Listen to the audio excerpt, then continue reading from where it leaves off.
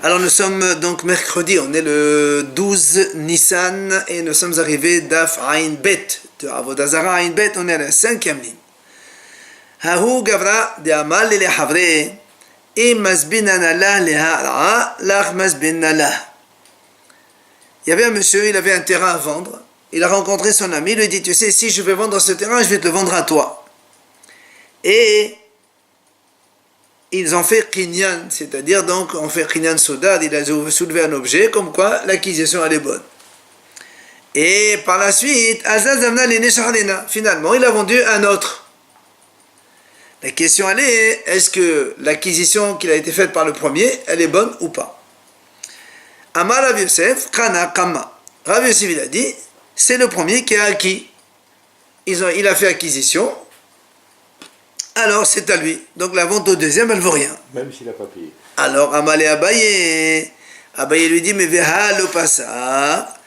Comment tu dis qu'il a acquis puisque ils n'ont pas encore convenu du prix? S'il n'a pas convenu du prix, peut-être que même si tu fais kinyan, l'autre il te propose un double de prix. Tu dis, monsieur, je ne veux pas. Donc c'est pas une vraie acquisition. Comment tu dis que c'est le premier qui a acquis? Normalement c'est le deuxième. Alors bien l'Agma lui dit, et où on a vu que s'il n'y a pas donc accord sur le prix, il n'y a pas d'acquisition.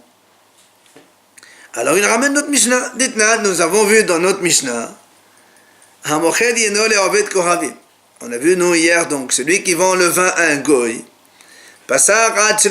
si ils ont convenu du prix, avant même qu'il lui verse dans ses cruches, on a dit Dama ou Mutarin, rappelez-vous, on a dit que le goy Yifim Shira dit qu'il lui a donné le vin dans sa cruche, et après il doit une dette aux juifs, et donc il peut le payer, c'est mutar. Par contre, Madad Ad Shelo Pasar, Dama Vasurin, mais si le juif il lui a versé le vin avant même qu'ils ont convenu du prix, on a dit que le prix c'est interdit, parce que quand ils n'ont pas convenu du prix, peut-être que le goy ne voudrait pas, et donc il a mis déjà dans la cruche du goy, il est déjà un Nesser, après il va acheter du Nesser. Donc, voici la preuve que si on n'a pas convenu de l'argent, la vente n'est pas définitive. Alors la m'a dit, alors la m'a dit, et qu'est-ce que donc finalement on donne comme réponse à notre question? Quand il a donc convenu avec un de lui vendre le terrain sans fixer le prix, après il a vendu à quelqu'un d'autre, Rav Yosef il a dit c'est le premier, et Abba il lui a dit non, qu'est-ce qu'on fait? Alors la m'a dit, qu'est-ce que tu me dis, qu'est-ce qu'on a fait? On a apporté une preuve de notre mission, on a dit que ça ne marche pas quand donc on ne fixe pas le prix, il n'y a pas d'acquisition. Qu'est-ce que tu me dis? Et alors? Et quoi et alors? Voilà, on t'a apporté la preuve. Alors la m'a dit non, la preuve que tu m'as amené, c'est une preuve du vin Nesser. Peut-être qu'à cause du vin Nesser, parce que le vin Nesser c'est quelque chose de grave, c'est pour ça que les haramim ils ont été mahmir. Mais peut-être que pour les terrains, les haramim ils sont plus légers. Donc c'est pas une preuve. Tachema, l'Agman ramène encore une possibilité de preuve. D'Amar avait dit Baravin. Il a dit avait dit il y avait la même histoire chez Rav Hazda. Que donc un monsieur, il a convenu avec quelqu'un de lui vendre le terrain, ils ont fait acquisition sans fixer le prix. Après il a vendu à un second. La même histoire qui s'est passée de Rav Hazda, il a vu ça chez Ravuna. Ou pashte meha. Et il a solutionné de cela, de une Mishnah qu'on va voir de suite. Dites-nous, la Mishnah dit comme ça.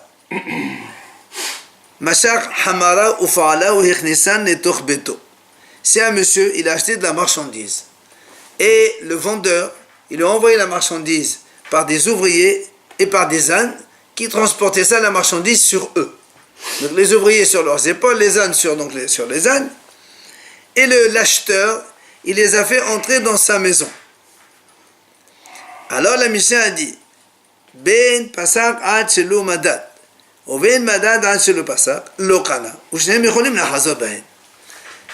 Qu'ils aient convenu de la somme avant qu'il lui donne la marchandise, ou qu'il lui a versé donc la marchandise, donc mesuré avant de fixer la somme, l'okana, il n'y a pas d'acquisition.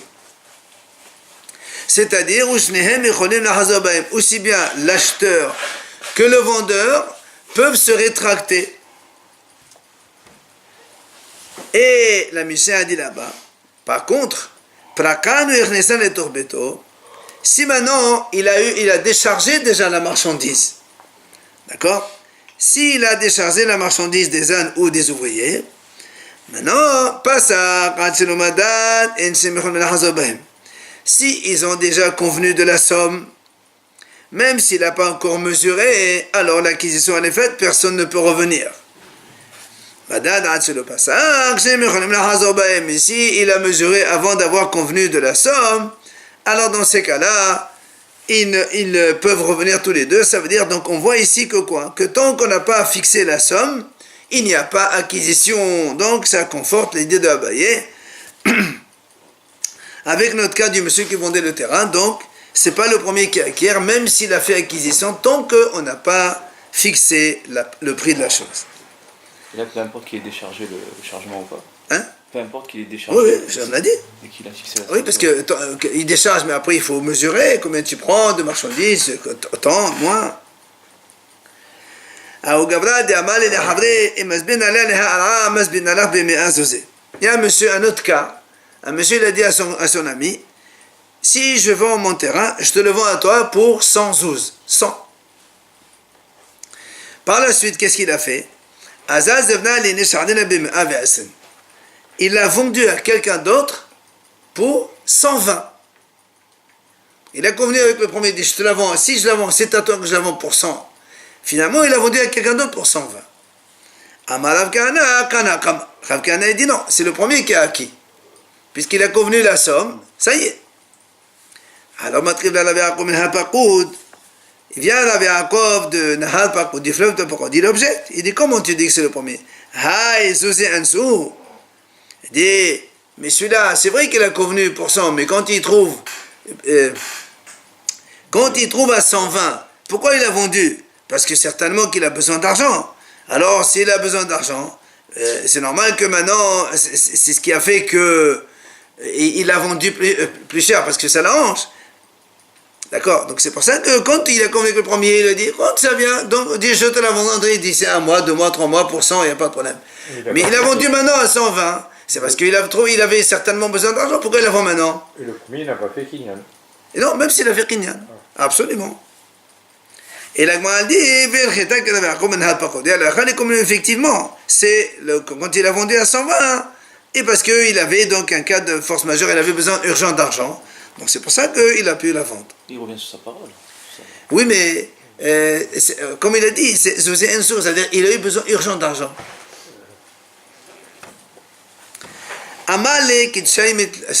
Quelqu'un il a un terrain, il dit alors je te la vends à toi, mais quel prix? Comme vont évaluer trois monsieur. Alors il dit, quand il va évaluer 3, pourquoi il dit 3? Pourquoi pas 2, pourquoi 4? Parce que 3, ça représente un tribunal. Donc selon lui, il faut que ce soit un tribunal qui évalue, comme d'habitude, les experts, ils évaluent, donc le tribunal, ils évaluent combien ça coûte. Alors, la Gemara dit, même si parmi les 3, il y a 2 qui décident une somme et l'autre non, on va selon la majorité, comme dans toute décision d'un tribunal, puisque lui, il a dit, comme un tribunal pourrait évaluer, donc, la décision du tribunal, c'est à la majorité, et ça marche si 2, ils disent un prix, et l'autre, il dit non, il ne peut pas lui dire, non, tu vois bien qu'il n'est pas d'accord, non, il y a 2 sur 3, 2, c'est valable. Mais s'il lui dit, s'il lui dit, comme ils disent 3, il ne lui a pas dit comme ils évaluent 3, monsieur, comme ils disent 3, alors, là, ad amri betlata. Dans ces cas-là, comme il a dit, comme ils disent, il n'a pas mentionné le langage habituel qu'on mentionne dans un tribunal. Quand on parle d'un tribunal, c'est le tribunal qui évalue la somme, pas qui dit. Un tribunal, ça ne dit pas, ça évalue. Alors s'il lui dit, comme diront 3, la valeur de ce terrain, combien c'est, là on exige que les 3 soient d'accord unanimement sur la somme. Si maintenant il lui dit, il lui a dit, voilà, je te vends le terrain comme le prix que vont évaluer 4 monsieur. Alors là aussi, comme les 4, c'est pas un tribunal, même s'il a utilisé le langage de évaluer, Un tribunal, c'est pas 4. Donc, c'est pas un tribunal d'un tribunal qu'il s'agit. Alors, il faut que les 4 soient d'accord sur la somme unanimement. Il n'y a pas de majorité. La majorité, on l'a fait qu'avec un tribunal, pas avec les gens.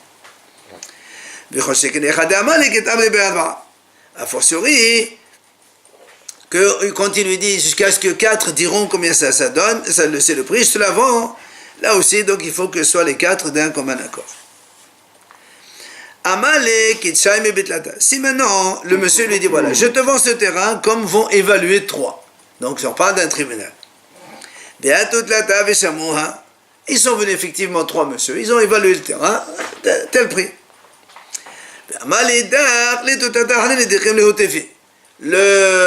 L'acheteur, il dit moi je ne suis pas d'accord avec ces 3 là. Je voudrais 3 autres monsieur qui vont évaluer plus sérieusement. Parce que c'est comme un tribunal, le tribunal il a statué. Oui, ben justement. Mais il lui dit, monsieur, moi je ne suis pas d'accord, je voudrais que peut-être eux, ceux-là, ils ne sont pas très, très intelligents. Papa, il a dit, il a le droit. Ouais, il a le droit, il dit, monsieur, ceux-là, ils ne connaissent pas. Moi, je veux d'autres personnes qui connaissent mieux. Alors, il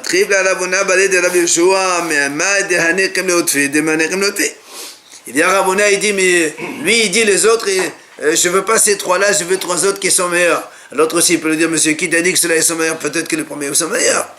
Et donc, la Gemara, elle conclut, et c'est Rabona qui a raison, effectivement, qu'il n'a pas le droit de lui dire, s'il y a 3 qui ont évalué, c'est terminé. Qui t'a dit que les autres sont meilleurs? Maintenant, nouvelle Mishnah, on revient à notre Yain Nesser. נטל את המשפך ומדד לתוך סלוחתו של עובד כוכבים וחזר ומדד לתוך סלוחתו של ישראל.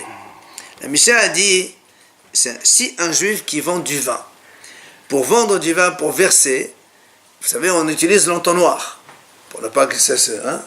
Alors le juif, il a pris un entonnoir, et il a mesuré dans la bouteille donc, du goy, par exemple, en premier, il lui a versé donc X litres de vin, il lui a vendu. Ensuite, le même entonnoir, il a versé dans la bouteille du juif. Juif? Oui. Après. Donc un juif, il vend du vin cachère, il verse dans la bouteille du goy, avec l'entonnoir, et après il verse dans la bouteille du juif, avec le même entonnoir.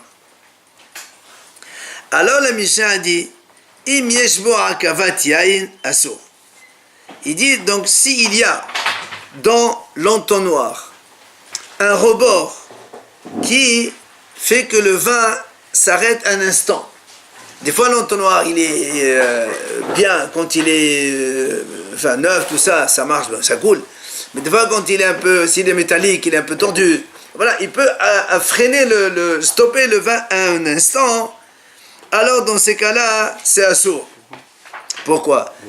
Parce que quand il a versé pour le goy, et le vin, imagine que le vin qui est resté dans l'entonnoir, en versant pour le goy, vu que, rappelez-vous, on a parlé de Nitzuk Hebour, donc le versement, ça attache avec là où on va parler de ça tout à l'heure.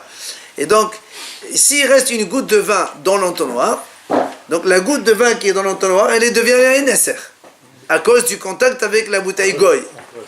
Et après, quand il va verser au produit, c'est Nesser. C'est pour ça que la Mishnah a dit, c'est assaut. Mais initialement, le vin qui commence à couler, il est caché. Absolument. Mais dès qu'il commence à couler dans la crue du goy... Mais si le vin n'a pas touché la bouteille du goy. Oui, mais on a dit, il y a le contact du jet. Du jet. Dans l'entonnoir. Mais dans l'entonnoir, c'est une goutte. Après, le juif va verser d'autres vins. Mais dans l'entonnoir, il y a déjà la goutte Nesser. Mais la goutte ne remonte pas. Non, on a dit s'il y a un report qui freine une goutte, qui retient.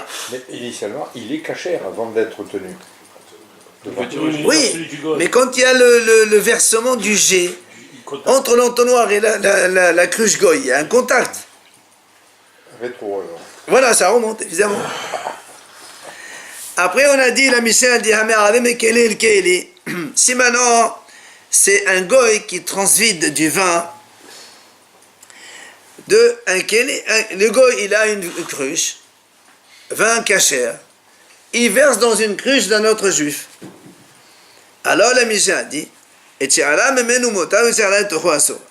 la cruche verseuse, elle est cachère, Mais la cruche dans laquelle il a versé, elle est assour. On va voir dans la Gemara pourquoi ça. Parce que c'est le Non, le vin c'est un vin cachère. C'est l'entonnoir qui a pollué. Non, là il n'y a plus d'entonnoir ici. Cruche à cruche. On va voir. Si la cruche avant, elle est. On va voir Gemara de Barad, doucement. Nanatam, la Gemara nous ramène ici une Mishnah. La Mishnah dit Hanisok, Veaketafras, Umashketofeah, et no Hibur, Lola Toma ou Lola Tahora. Hanisok, c'est un jet d'eau qui coule par exemple en vertical. Haketafras, ça c'est un jet d'eau qui coule, par exemple, il y a une montagne et de l'eau qui coule comme ça en pente. Umashketofeah, ici il y a même une surface plane dans laquelle il y a un liquide. Et Mashketofeah, si on le touche avec la main elle est tellement humide que quand on touche autre chose, ça va la mouiller. C'est ce qu'il faut faire.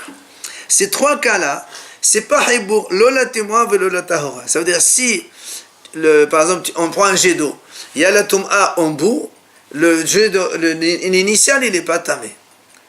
Il n'y a pas de contact. Par contre, ve lola tahora non plus, ça veut dire si un il est tahor, l'autre il n'est pas tahor non plus. Si on émet une partie, on n'est pas tahor l'autre. Ça c'est parce qu'il y a un mouvement. Maintenant, si maintenant on a une eau stagnante, la Mishnah dit donc, s'il y a un morceau qui est tamé, c'est toute l'eau qui est tamée, et si on purifie l'eau une partie, ben, toute l'eau en contact, elle est tahor aussi. Ça, c'est ce que dit la Mishnah. Amar Ravuna, il vient Ravuna, il dit Ravuna, il dit donc, ce qu'on a dit nous, donc les jets d'eau verticale ou en pente, ou bien le mashketofeas, donc un surface humide, tellement que quand on la touche, ça, on peut mouiller aussi autre chose. C'est hibour le anyan neser. Ça veut dire, si le vin il coule dans ce sens-là, si par exemple tu as un jet d'eau depuis en haut vers le bas, vers l'ustensile goy, ça s'appelle hibour. Si en bas il y a une neser, tout le vin en haut il est neser aussi. Amal Rav Nachman et Ravuna min alacha. Il vient Rav Nachman et il dit, mais d'où tu apprends ça? Et l'imam d'Etnan anisok ve'aket avdas umashket ve'ainu hibul le tuma le tahora la tuma la tahora hudela ve'hibul ve'hibul. Si tu me dis qu'on apprend ça de la Mishnah qu'on a vu nous, quand on a dit donc le jet qui coule en vertical ou bien le mashket offert, il n'est pas hibul, ça s'appelle pas relié quand il y a une tuma ou une tahora. Mais comme on a utilisé que la Toma la Tahora, tu vas me dire quoi? Pour la Toma la Tahora, il n'y a pas de lien, mais c'est pour ça que tu déduis, mais pour le vin Nesser, oui, il y a un lien, parce qu'on n'a pas utilisé le terme Yaines dans la Mishnah. Si c'est ça ta déduction, et ma Sefa, on regarde ce qu'il y a marqué dans la Sefa. Il y a marqué Heshboren Hebon la Toma la Tahora. L'eau stagnante, c'est un lien pour la Toma et la Tahora. Alors tu vas me dire aussi, la Toma la Tahora, tu vas me dire, c'est la même chose. Donc l'eau stagnante, c'est hibour pour la toma et la tahora. Si une partie elle est tamée, tout est tamé, ou une partie tahor, tout est tahor. Et tu vas me dire que s'il y a du vin stagnant, une partie il y a une nesr, l'autre il n'est pas une nesr, ça veut rien dire ça. Donc cette déduction ne peut pas se faire. C'est pour ça qu'il dit la meha les kale mishma'mina. Tu as raison, on ne peut pas déduire d'ici, c'est pas possible. Alors on prend autre possibilité de preuve. Notre Mishnah, nous. Donc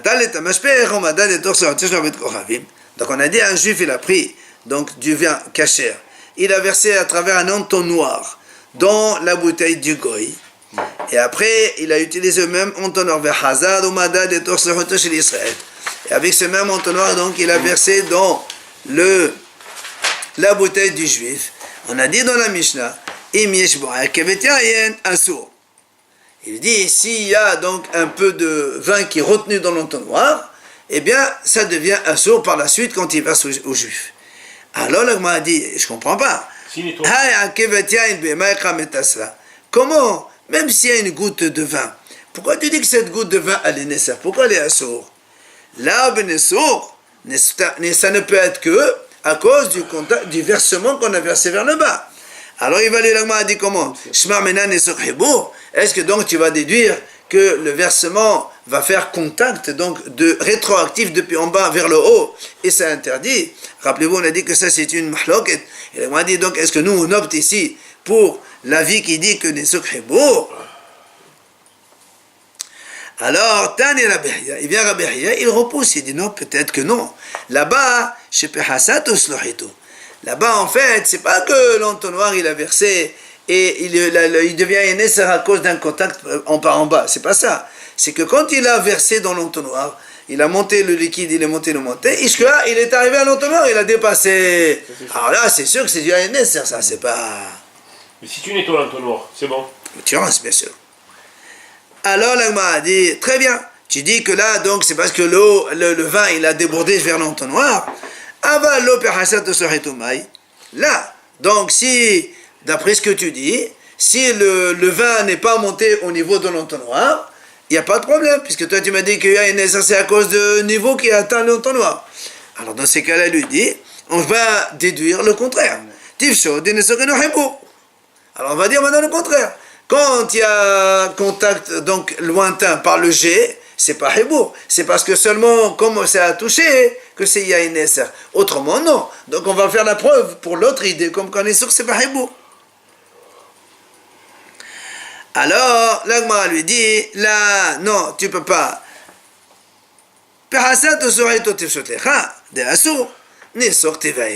Il dit non. Quand effectivement le vin il remonte avec l'entonnoir, il atteint le niveau de l'entonnoir, il touche le vin qui est dans l'entonnoir, ça tout le monde sait que c'est nécessaire, ça fait de soi.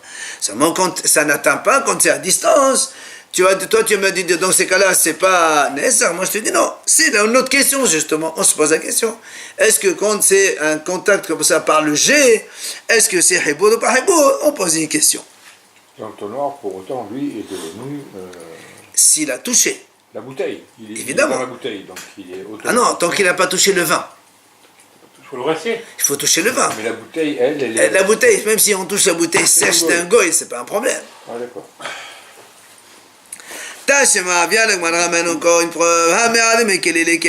On a dit dans notre Mishnah aussi, celui qui transvide d'un keli vers un keli, donc un goy qui transvide du vin cachère d'une bouteille vers notre bouteille, on a dit,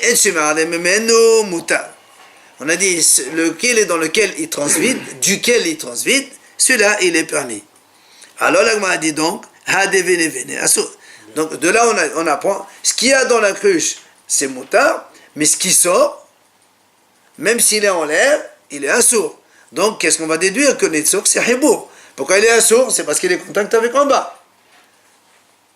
Dans la Mishnah, on a dit, quand quelqu'un transvide, un goy, qui transvide d'une cruche, du vin cachère, vers un autre récipient, on a dit, ce qu'il y a dans le contenu de la cruche ici, il est moutard.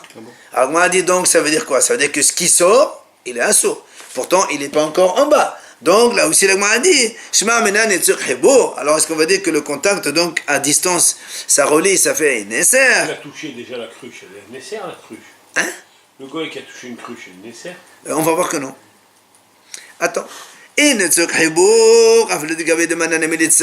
que l'agma le dit. Si tu me dis qu'il y a donc le lien entre en bas et le jet, alors il y a aussi le lien entre le bas et le vin de la cruche. Et donc celle-là aussi doit être interdite. Alors il lui dit l'agma dit non. Il dit non, tu sais quoi? Quand il verse pas en jet continu. Il verse comme ça et par un coup. Du coup, quand il verse, il n'y a plus de contact entre en bas et en haut. Il verse et hop, il arrête la cruche. Donc le jet, il tombe, il n'y a pas de contact avec ce qu'il y a ici dans la cruche. C'est pour ça que ce qu'il y a dans la cruche, c'est le moutard. Alors, l'agma a dit, mais comme donc malgré tout, Netzok Hibour. Donc, on déduit de là que s'il n'y avait pas cette interruption entre la cruche et le jet, donc ça va être Hibour. Et donc, on déduit la même chose. Que Netzok, c'est Hibour. Alors, l'agma a dit, ou ta mère, si tu me dis ça, Sefa, alors regarde ce qui a marqué dans la Sefa. Et tiens, on a dit quand on transvite donc de la cruche vers une autre, celle-là elle est permise, mais on a dit ce qu'il y a dans la cruche, c'est assourd. Si tu me dis ce qu'il y a dedans, c'est assourd, ça veut dire ce qui est en l'air entre les deux, c'est moutard. D'accord? Alors là aussi, la a dit, alors dans ces cas-là, il n'y a pas de Netzek Hibour. Alors, donc ça aussi, on ne peut pas déduire, parce que dans la première partie, on déduit une chose, dans la deuxième, on déduit le contraire, donc de là, ce n'est pas une preuve du tout. Donc c'est pas du tout valable. C'est pas, la preuve, elle n'est pas bonne. On pose toujours la question. Tashema. La Gemara vient amener une autre preuve. Si quelqu'un il verse du vin d'une cruche vers une citerne où il y a là-bas le vin. La Braïta dit comme ça. Le jet à partir du bord de la cruche vers en bas, il est interdit. Là aussi, donc, qu'est-ce qu'on déduit? C'est le jet, il est, donc on est avec en bas, donc il y a une sukhibour. Alors la Gemara a dit, non, tu sais là-bas pourquoi?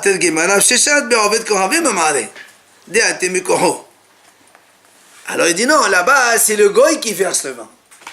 Alors comme le goy verse le vin, ce vin qui coule ici, ça vient de la force du goy. C'est le goy qui l'a fait. C'est pour ça qu'il est à Inesser. C'est pas un problème de Nitzuk Hibour, ça n'a rien à voir. C'est parce que c'est le goy qui l'a versé. Il a rendu toute la citerne. Alors il lui dit, si c'est comme ça,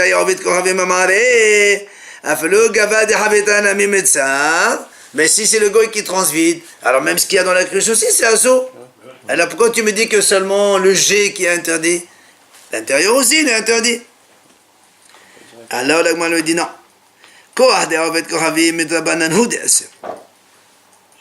Ah pardon. Et c'est ça. L'agma dit non. Comme c'est la force du goy, ça c'est uniquement des hachamim que c'est assaut. Et donc, si c'est des hachamim qui interdisent, c'est ça. Alors les hachamim, c'est ce que la Gemara a dit. Alors la Gemara a dit, comme ça c'est Xerat hachamim, la force du jet, c'est Xerat hachamim. Hachamim ont dit, seulement ce qui sort de la cruche c'est assour, ce qu'il y a dans la cruche c'est moutar. Donc quand un goy verse, ce qui sort c'est assour, mais ce qu'il y a encore dans la cruche, c'est permis, parce que c'est uniquement la force d'un goy, et ça, c'est les haramim qui ont décrété. Ils ont décrété ça, et ça, c'est pas ça. C'est valable aujourd'hui? Non, aujourd'hui, c'est pas valable. C'est la même chose. Bien sûr que non. Amale ou Rav Hazda leno savita. Rav Hazda, il a dit à des vendeurs de vin, il leur dit, Ki kaileto hamra le avde kohavim, katfe katoufe. Rav Hazda, il dit aux Juifs, quand vous vendez du vin à un goy, faites attention. Ne versez pas avec un jet continu. Versez avec interruption, avec un coup, par un coup. Comme ça, il n'y a jamais contact entre le vin de la cruche et le bas. Ou encore, il amène à pousser les fossés. Ou bien, vous faites un jet comme ça. Vous versez comme ça par jet. Là aussi, c'est pour éviter qu'il y ait contact entre le haut et le bas. Il faut que la cruche soit pleine de l'autre côté. Mais putain, pourquoi? C'est la moitié vide, tu peux pas le faire ça. Pourquoi je peux pas le faire? Tu verses. Il ne faut pas qu'il y ait contact entre le vin de ta cruche et le bas. Rabat, il a dit donc à des gens qui versaient le vin aussi. Et donc, pour vendre, quoi.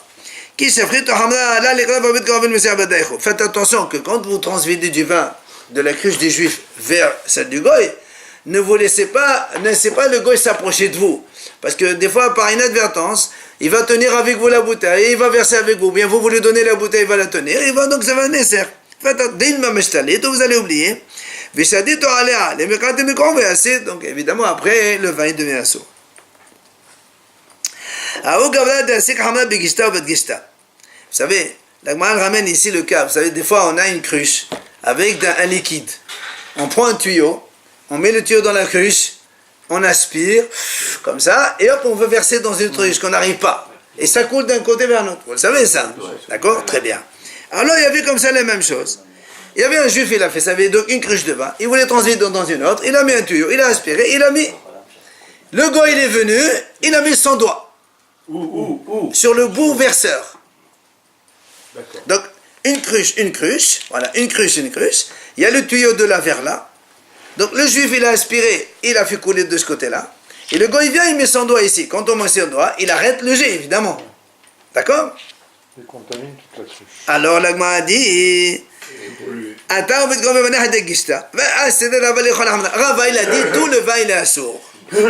Amal et papa les Rava. Il vient à papa, il lui dit certains disent que c'est Ravada qui lui a dit Rava. Certains disent que c'est Ravina qui a dit Rava. Bemai.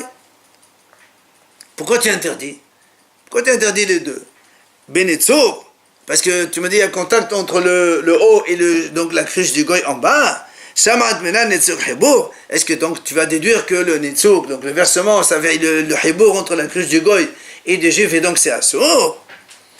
Il lui dit non. Il lui répond non, pas forcément. Il dit non, là-bas c'est pas la même chose. Là-bas, tout le jet du vin, il vient grâce au trou qui est de ce côté, parce que donc il faut qu'il y ait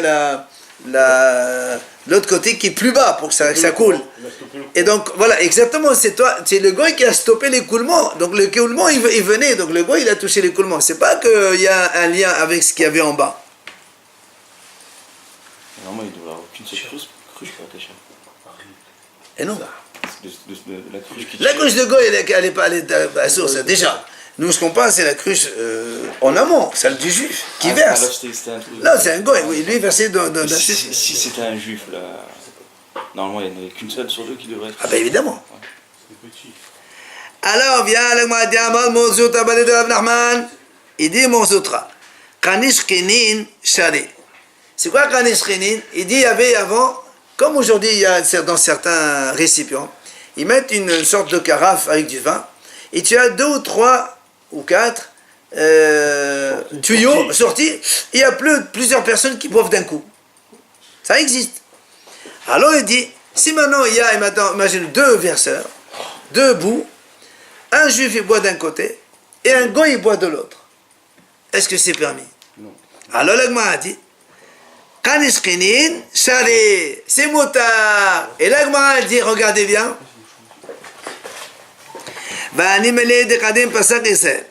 quand est-ce que c'est motard? Il faut que le juif il arrête de boire avant le goy. Parce que avant le kadam pasak en fait goravim là. Mais si, regardez comment. Quand on aspire tous les deux, ça monte vers les deux. Si quelqu'un il arrête de boire, le liquide qui était vers le haut, il va couler. Oui ou non? Moi j'ai une pipe, une paille. J'aspire. La paille se remplit jusqu'en haut. Dès que j'arrête de boire, il y avait ici du liquide, ça va tomber. Donc si le goy, il arrête de boire avant moi, donc le goy, le vin qu'il y avait dans sa bouche, il va redescendre ici, et donc tout dessert. Donc moi, j'ai plus le droit. Mais si le juif, il arrête de boire avant le goy, il n'y a pas de problème. C'est ce que dit ici. Jusqu'où ils vont commencer? C'est ça. Et la Gemara, elle dit, là-bas, Baravuna, Ikla, Levedesh Galuta. Rabba Bamona, il a voyagé donc chez Rish Galuta, donc ça c'est à Babel, donc le grand chef d'Israël, le grand rabbin d'Israël. Il leur a autorisé de boire avec ce système, donc comme on a dit, un juif d'un côté et un goy de l'autre, comme on vient d'expliquer maintenant. Et il y a une autre version qui dit, Rabba Baravona Goufé et Shte Bekanesh Kenin. Il y a une autre version qui dit lui-même, il a bu avec un autre goy en face, mais ça veut dire qu'il n'a pas dit aux autres, mais lui il a fait. Donc pour faire attention que justement que le goy ne s'arrête pas avant lui, sinon donc c'est problématique. Juste on introduit avec la Mishnah, Matnitin,